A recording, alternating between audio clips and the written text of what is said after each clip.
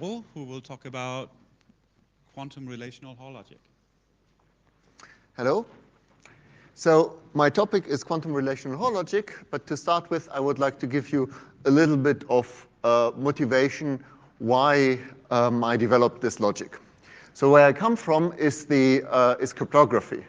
And in cryptography, we have the problem that in theory, if we prove a protocol secure, then it's secure, except for implementation issues. But in practice, even if we exclude this possibility that the implementation is broken, there's a second big problem that security proofs have, namely that the proof itself is wrong. And those proofs are really sometimes very fiddly. People use their intuition instead of using real math and so on. So I usually don't trust them at all. So what can we do to solve this problem? We use computer-aided verification, of course. I guess that doesn't come as a big surprise to this audience. And computer-aided verification of cryptographic proofs has been already done. In the classical work, there's for example, EasyCrypt as one popular tool. And the basic idea when you want to formalize, or even if you want to make a cryptographic proof kind of rigorous, but especially if you want to make it really formalized, is the idea of sequences of games, where we start with a description of the protocol we want to analyze together with an adversary unit, and then we transform it step by step until we reach a program which is trivial. And what we need to do is we need to show that these programs, after each step, somehow relate nicely to each other. And when formalizing these things, kind of the smallest challenge when you do it from hand, and the biggest challenge when you do it formally, is exactly reasoning about what it means for two programs to be related and how this relation is. And there are different ways how you could represent such a relationship. You could try bisimilarities, or you could talk about rewriting systems. But the most flexible seems to be something called relational Hoare logic. In relational Hoare logic, you can express rather refined notions of the relationship between two programs. You can say the two programs are equivalent if a certain things hold before, and then something holds afterwards while talking about two programs. I will give an example about that. So this is what seems to work well, at least in the classical world. Now, I'm not classical. Therefore, I want to prove the security of quantum protocols. So what we need there, is something like this, but in a way that we can talk about quantum programs. So we need a relational Hoare logic, something to relate programs, but for quantum programs. So this is the motivation. And if you don't care about motivation, this is now the point where you should start listening to my talk. So what is relational Hoare logic? Let me start with the simplest possible case, the deterministic case, because there relational Hoare logic is something rather trivial. And I will not give you any definitions because the reviewers complained that my paper is too long and that I should make my talk understandable. So I'm just going to give you an example and hope that this example makes everything clear. So look at this judgment. We have two very simple programs here. This increases x, and this sets z to y. And we have a precondition that says x is equal to y. So before we run these two programs, x is equal to y.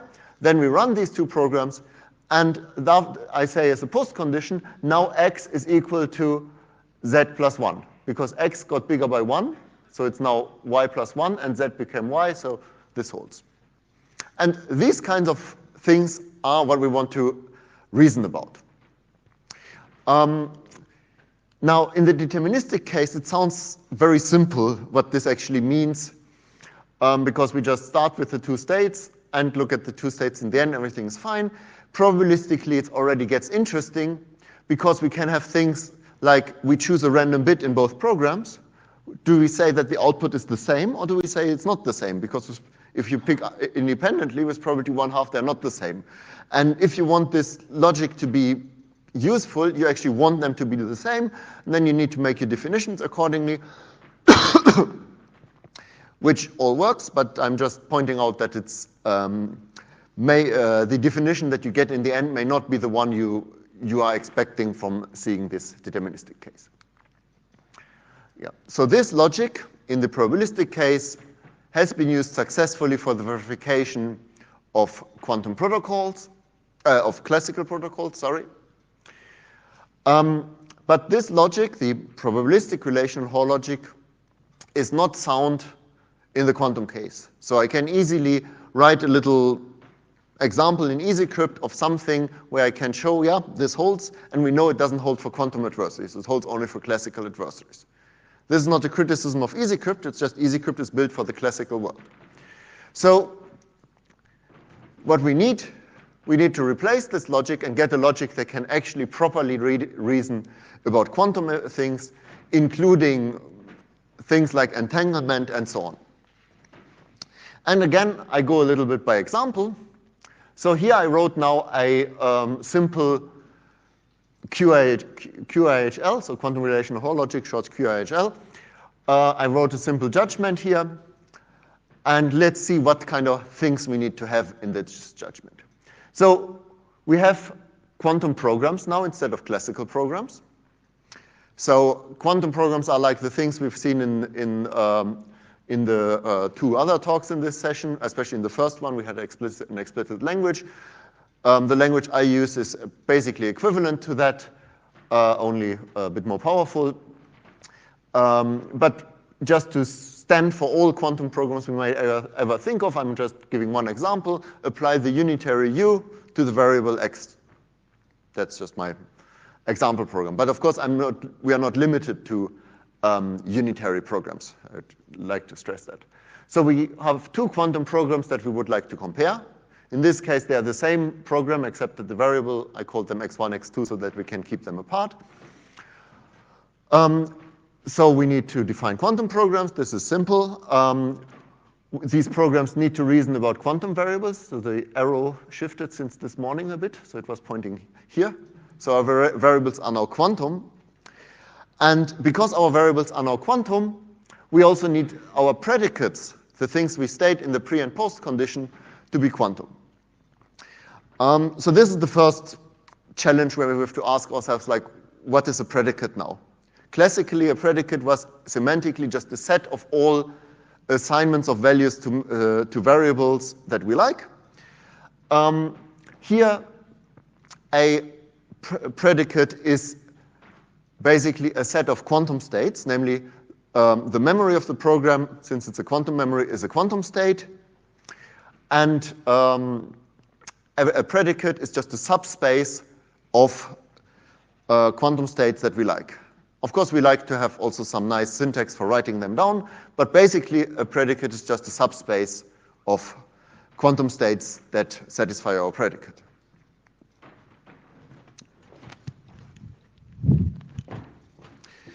So once we have defined these components, we have kind of the syntax of our qRHL.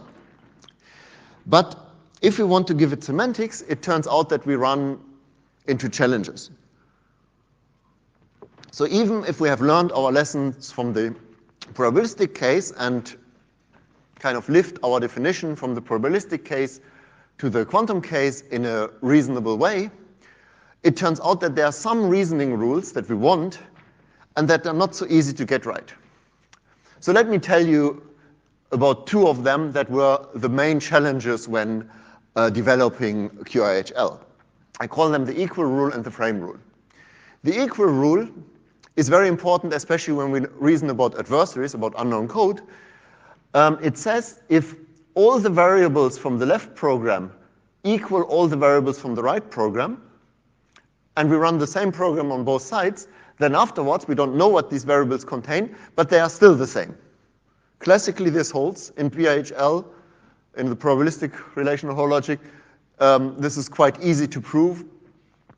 And it turns out in the quantum case, it depends on the definition we use. There are several possibilities, and only in two of them it works out. And then the second one is the frame rule, very important for modularly composing your analysis. It says if we have shown that two programs are in a certain relationship with precondition A and B, pre and post condition A and B, then if the precondition is A and some predicate that is about totally different variables than the ones in our program, and then we run the programs, then it holds B and something independent. Intuitively, this means anything we say about variables that our programs don't touch will not become untrue during our judgment. Again, in the probabilistic case, this is very easy to prove, and in the quantum case, it is difficult. Now, since I have 18 minutes and not 18 hours, I'm not going to go into the details of this. I'm just telling you these are the challenges, and I'm giving you a very informal idea of how we define qRHL. So recall this is just some space of vectors, and these are programs. So what we say is we take two quantum states, so for any two initial states, where for those in the know of quantum, they are represented by density operators. But we require those two states to be marginals of a joint state, so meaning there should be something like a joint distribution of memories for both programs, so that this joint state satisfies the predicate. So that is, so if we have two memories, the fact that there exists a joint state having those as marginals and the joint state satisfy our predicate, this means our two states satisfy the predicate. And then we apply the two programs to these two states, and then we want the same to hold again. So the two output states that we have, they should satisfy the final predicate, the post condition, in the sense that there exists a joint state that has those two as marginals. If you know the word, we are speaking about couplings here, but if you don't know the word, coupling is basically what I just said, so nothing fancy happening there. So this is the definition you get if you just, by analogy, take the classical definition and bring it to the quantum setting. And unfortunately, it doesn't work out. So the way I wrote it here, if I formalize it, I get a definition where, well, I couldn't prove that it doesn't work out, but I was unable to prove the frame rule, the one that allows modular reasoning. And then another variant of this definition gives us something where I can prove the frame rule and I can disprove the equal rule. And attempt number 3, in the end, it turns out to be a very small change. This joint state needs to be separable, meaning there must not be any entanglement between the two halves of the system. That doesn't mean that our programming language doesn't have entanglement. It's just that we cannot put entanglement between the left and the right program. And the same on the end. And with this technical addition, the frame rule works and a lot of other rules. I mean, basically all the rules that I thought I wanted also worked. So this is the definition of qRHL. Now, if you are, so I've been treating this just as some kind of placeholders for predicates, but those who took this literally and said that I really mean that x equals y, or those who tried to understand the equal rule, will notice, oops, that's not what I want to show, will notice that there's something where I've kind of cheated. Because here I said a predicate is a space of, a subspace of the set of all quantum space. And now I write my predicate just variable x1 equals variable x2. Because in the equal rules I said if x1 equals x2 and I run the two programs, then afterwards x1 equals x2. Now, independent of how I defined what a qRHL judgment means with these joint state marginals and all that nonsense, still not clear what this notation might mean. Classically, it's very easy to know what it means x equals y. I look at x, it has a certain value. I look at y, it has a certain value. And then I look, are those two values the same? With a quantum state, it doesn't work. Because if you have a quantum system with many quantum variables in it, and then you ask, is this variable and this, does it have the same content? Well, what is the content of a variable? You cannot, in the quantum setting, assign to one variable a meaningful content. because it could be entangled with others. Is the entanglement kind of part of the content, or do you look at the content ignoring the entanglement and so on? So kind of very difficult question. And if you want that this equal rule actually holds, we need to find a definition of such equality, and it also needs to be a subspace, otherwise it doesn't fit into our whole context. Fortunately, there turns out to be a definition that is additionally also very easy, technically in the end. We say x1, a state satisfies the predicate that x1 equals x2. Sorry for writing with 2 and 3 lines. Same thing. So a state satisfies that the variables are equal if the state is invariant under just exchanging the variables. So any state where if I take the two quantum registers and kind of physically exchange their places, and it's again the same state, that's a quantum state where they are equivalent. We could, of course, discuss a lot, is that the best notion and so on, but it's the only one for which everything worked. So I think we have to use it, even if you don't like it. But you can also like it. It's your choice. Finally, I want to mention that we also developed a prototype tool for reasoning about this, because it's really hard to do anything in qRHL kind of on paper, because the pre and post conditions sometimes get rather unwieldy. And in the end, that wasn't what we wanted in the first place. We didn't want to work on paper. So we wrote a little tool that allows us to explore and reason by hand. Oops. Sorry. So here it is in the middle of a proof of quantum teleportation. I'm not going to go through the proof, but just that you see, here we have some precondition that says variable C1 equals A2. And then we do an initialize AB with an EPR pair. And our current goal is that they are still equal, because we didn't do anything with them. And additionally, the variables A1, B1 are in the span of the EPR pair. So this is the least surprising step, but the others are least readable, and we can just push buttons and see the goal is gone. So now I've shown you how to do formal theorem proving, and I have 30 seconds left after doing even the theorem proving introduction. Oh, that was. So summary, we have defined qRHL and derived a set of basic rules that are useful, designed a prototype tool, we're still working on it, and done some small security proofs. But there's a lot to be done in the future, like more expressive logic verifications of quantum protocol automations, blah, blah, blah. And if you are interested in being part of this, I'm looking for postdocs and PhD students as part of my ERC Consolidator grant, so feel free to apply. Thank you. Thank you.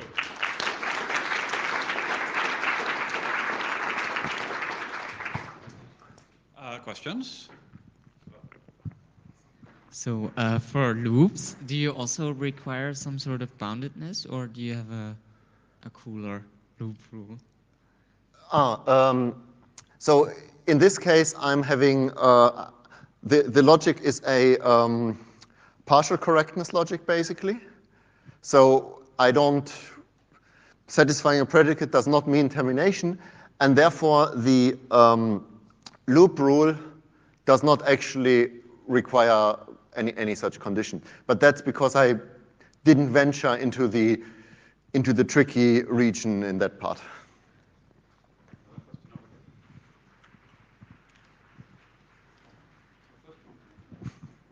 Hi, very nice talk and very nice work. Thank you.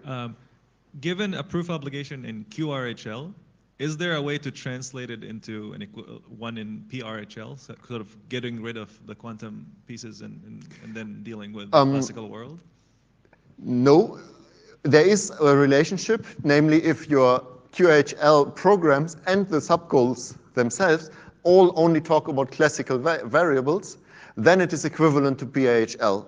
So you could use pRHL to solve some subgoals in your analysis that only talk about the deterministic parts of the classical parts of the program, but I don't think there would be any way to do this for the quantum things, like by encoding them in classical values, because, well, if you're interested, we can talk offline. I don't have a good thing to say after the because, but I have a strong feeling that there's a lot of because why it wouldn't work. Yeah. You talk about this separability condition, and if you were just, trying to prove, the equivalence of two programs, I would say, okay, fine, I have no reason to think that the two programs themselves should be entangled with one another.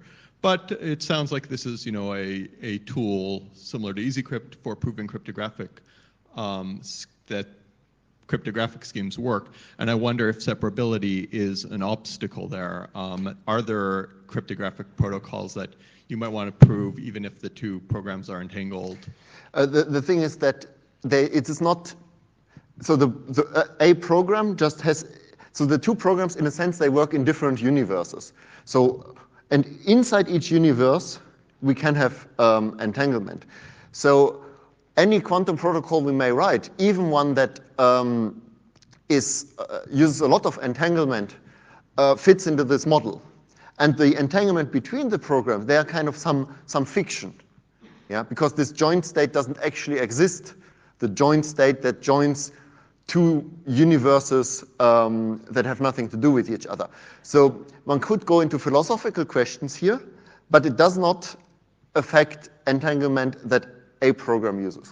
Now, of course, the logic is different, so you can find judgment that hold with respect to one and not the other definition. But I don't have any kind of intuitive case where they are different. So theoretically, it might be possible to run into some program that wants a judgment that is true if we remove this condition or we add it. They are actually incomparable. I don't know of an example, but it probably has nothing to do with whether the program itself uses entanglement. Any other question? Yes, multiple questions.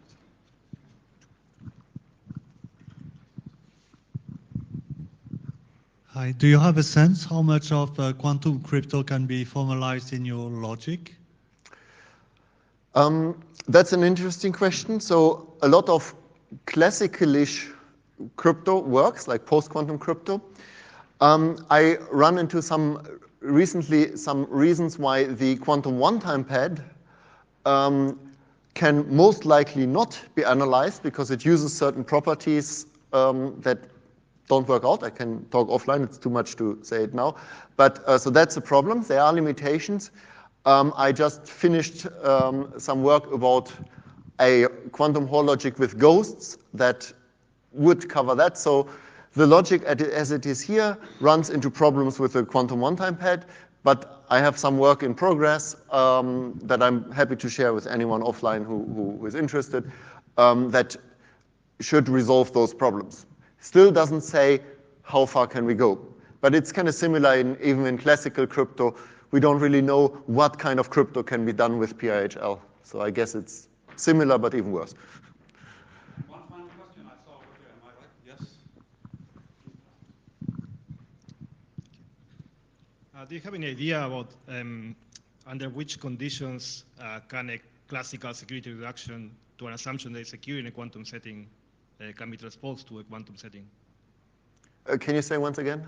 Yeah, so suppose you have a classical security reduction to an assumption that holds against quantum adversaries. Do you have any idea about under which conditions can you transpose that proof to a quantum setting? Yeah, so the rule of thumb, it's not a formal one, but a rule of thumb would be if your proof does not involve rewinding, if it does not involve random oracles, and it does not involve multiple non-communicating adversaries, then the proof goes through. But of course, they have probably counterexamples to any of these things, especially since it's not formally defined what I mean by those. Yeah. Very good. Thank you again.